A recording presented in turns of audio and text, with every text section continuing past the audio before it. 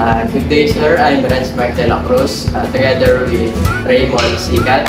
So today we'll be discussing or learning about the refrigeration cycle in a refrigerator. So our cycle starts with the refrigerant. So the refrigerant will go through this compressor, the compressor motor, and the function of the compressor motor is to compress the refrigerant, vapor refrigerant, and then turning it into a high pressure, high temperature vapor refrigerant. And after that, the refrigerant will go to this condenser, and the function of the condenser is to release or reject the heat. And after that, the refrigerant will go now into this expansion valve. We also call this the thermal expansion valve, the TEP or TXP. So the function of this expansion valve is to reduce the pressure and control the refrigerant flow. The refrigerant flow. Okay. So after that, the refrigerant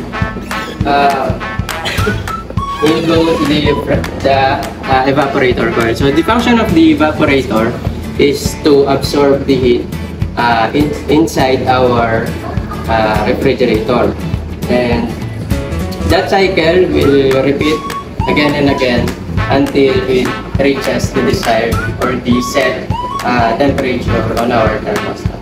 So that's how refrigeration cycle works.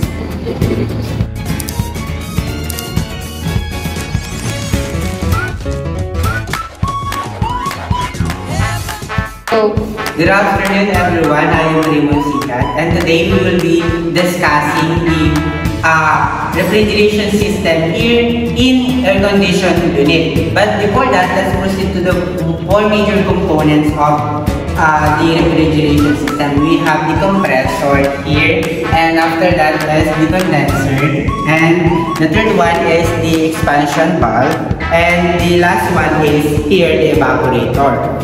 But before that, in the compressor, we have two lines, the suction line here and the discharge line. Okay, the refrigerant from the evaporator entering the compressor or the low pressure, low temperature vapor refrigerant, and it compressed it into the low pressure or the high pressure, high temperature vapor refrigerant. And after that, here in the discharge line, the refrigerant turning into the condenser. Here in condenser, it will release or reject the heat, and also in condenser, the high pressure, high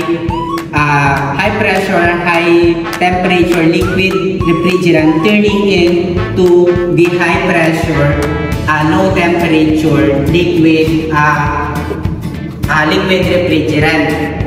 And after that, from condenser, it will lead to the expansion valve, entering the low pressure, high temperature liquid refrigerant, and turning into the low pressure, low temperature, and entering into the evaporator.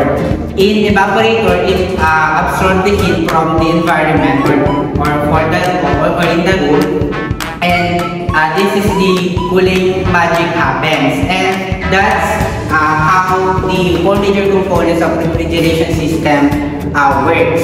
And that's it. Thank you.